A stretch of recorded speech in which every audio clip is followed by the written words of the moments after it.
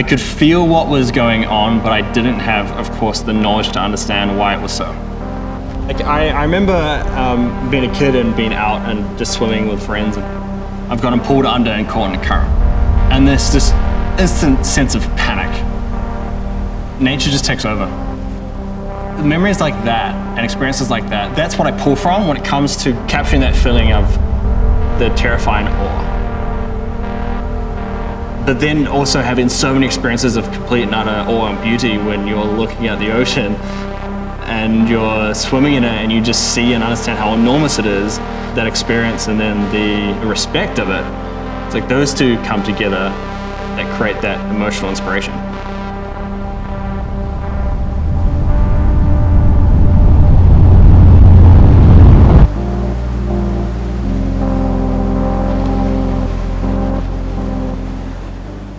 My passion for art began in a combination of two things. I grew up in a very creative family, playing instruments, making art, creating films, being out in nature. But also we had a very significant technology side. My dad works in technology and I remember the days spending time in his office building servers and computers and being really engaged with technology.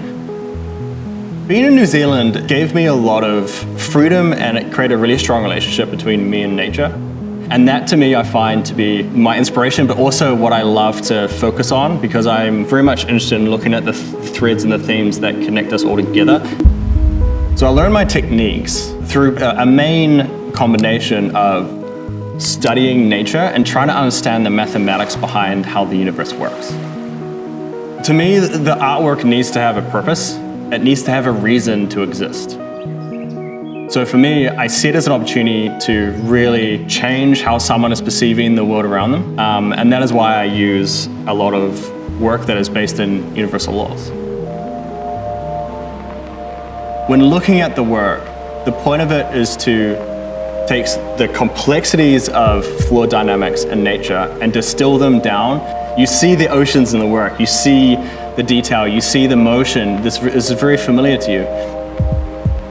And then even just using this concept of color, I usually have a two-pronged approach where I use AI and machine learning. So I train machines to emulate human optics of reality and nature and then show us how we actually look at the world. Sound and music is incredibly significant. How can I use, once again, the mathematics behind sound and then alter that or control that in a way that aims at our physiology? You have the ability to create more of a linear experience where you can control the mood and induce certain feelings or suspend somebody in a specific feeling that is coherent and works and complements the artwork.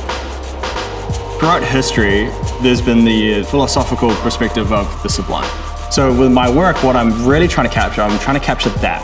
And there are examples throughout art history, especially fine art, where artists have tried to capture that. I love the Impressionists. I feel as if there's similarities to it, where I am understanding nature, I'm looking at nature, and then I'm interpreting it in a way that is different. I'm creating the impression of nature, but I'm using alternative ways to show that off, whether that is fluid dynamics models and then different colors and things like that. There's this thread throughout nature and how we've evolved, where everything, or a lot of it, comes down to how we perceive the waves around us, whether that's through hearing, whether that is the visible spectrum. This concept of waves, and that can be articulated easily as a sine wave, this up and down motion. I'm trying to create the combination of chaos and order, something that is mesmerizing, but is also a little bit fearful. There's this conscious awareness of the fundamentals and how things work and how people feel certain ways based on combinations of colors and things like that. But then how they're expanded upon, how they're experimented with, and how they're expressed differently or even more complexly, that I find to be the most inspiring. The beauty of art is to reimagine, rearticulate, and give new context to how incredible and extreme those behaviors truly are. I think art is this beautiful mechanism to show people the beauty of the universe and the beauty of themselves in a way they could never imagine so. because it's such a powerful thing, and it's such an incredible thing where by way of art just being able to cut to the core of what makes us human and how we see the world and how we feel and our subconscious and the things that are just natural to us. Like, I think it's a beautiful way for us to consider the world around us and consider how we have got here.